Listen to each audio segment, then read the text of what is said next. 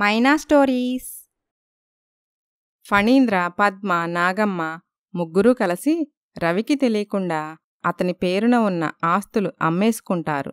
విషయం తెలుసుకున్న రవి వాళ్ల ముగ్గురిపై కోర్టులో కేసు వేస్తాడు. ఎలాగైనా ఆ కేసులో గెలవాలని ఫణీంద్ర బోలెడు ఖర్చుపెట్టి ఓ పెద్ద లాయర్ని పెట్టుకుంటాడు. కోర్టులో వాదోపవాదాలు జరుగుతూ ఉంటాయి. జడ్జిగారు, నే మత్తులో ఉన్నప్పుడు నాతో కాగితాలపై సంతకం చేయించుకొని నా పేరున ఉన్న ఆస్తులు నాకు తెలియకుండా వీళ్ల ముగ్గురూ అమ్మేసుకున్నారు.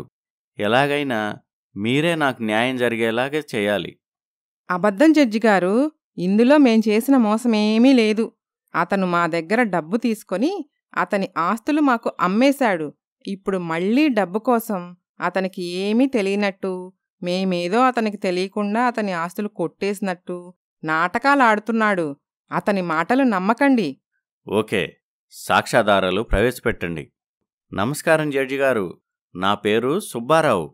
రవికి సంబంధించిన ఆస్తులు దగ్గరుండి అమ్మిపెట్టింది నేనే. అయితే అమ్మకాలు జరిగినప్పుడెప్పుడూ రవి మా దగ్గరికి రాలేదు. అతను సంతకాలు పెట్టిన కాగితాలు తీసుకొచ్చి వీళ్ళ ముగ్గురూ వచ్చేవాళ్లు, ఆస్తి అమ్ముకొని వెళ్లేవాళ్లు. రవెందుకు రాలేదని ప్రశ్నిస్తే ఏదో ఒక సాకు చెప్పేవారు. నాకప్పుడు అనుమానం రాలేదు.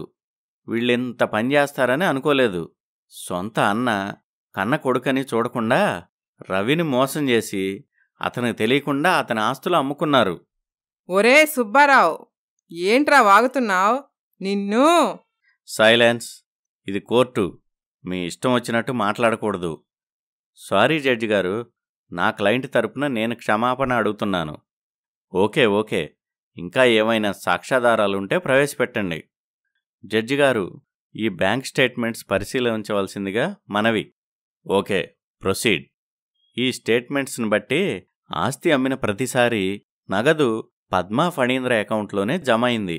అంతేకాని నా క్లయింట్ రవి అకౌంట్లో ₹1 కూడా జమ అవ్వలేదు.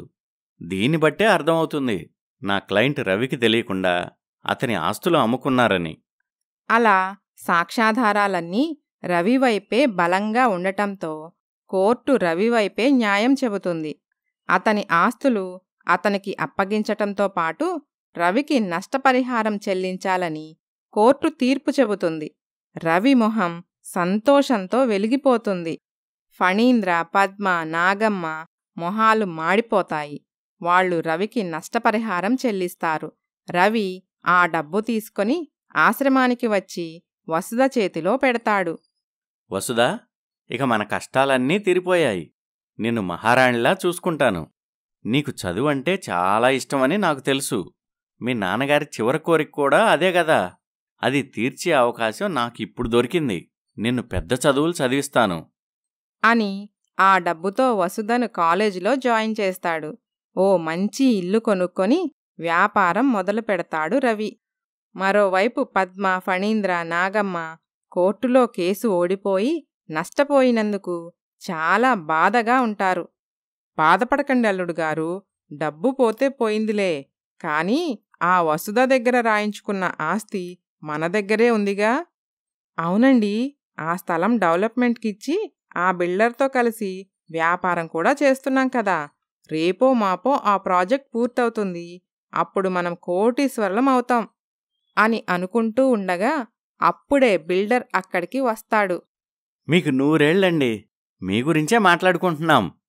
సారీ ఫణీంద్ర గారు, మీకు బ్యాడ్ న్యూస్. మనం చేస్తున్న ప్రాజెక్టు మధ్యలోనే ఆపేయాల్సొచ్చింది. అదేంటి? ఏమైంది సార్? మీరు డెవలప్మెంట్కి నాకు స్థలం ఇచ్చారు కదా. మీ స్థలం పక్కనుంచి వెళ్లాల్సిన గవర్నమెంట్ రోడ్డు మీ స్థలంలో నుంచి వెళ్తుంది. మనం గవర్నమెంట్కు ఎదురు వెళ్లలేం.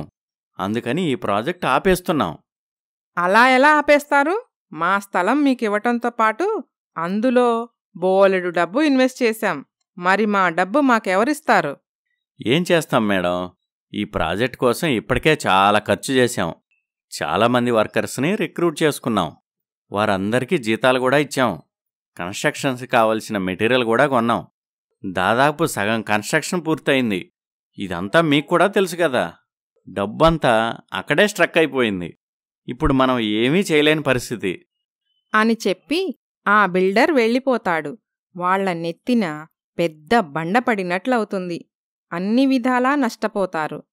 అప్పు ఇచ్చిన వాళ్ళు టార్చర్ చేయటం మొదలు పెడతారు. వాళ్ల లగ్జరీలన్నీ మాయమైపోతాయి. ఆర్థిక ఇబ్బందులు మొదలవుతాయి.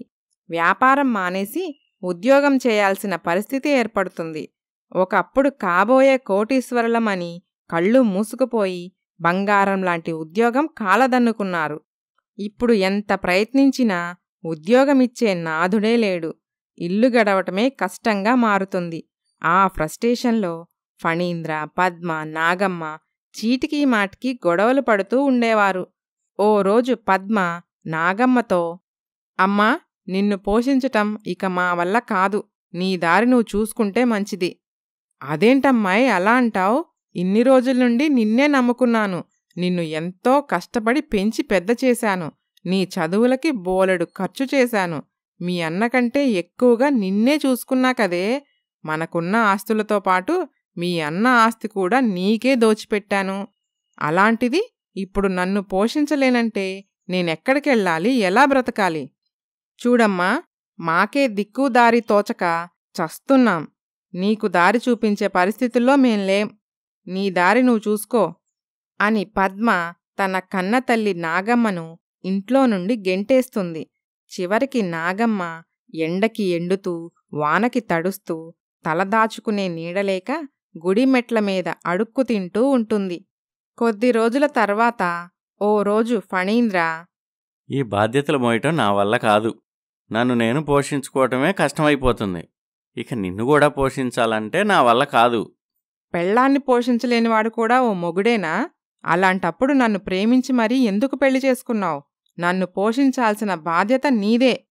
నాకు ఎలాంటి బాధ్యతలు వద్దు.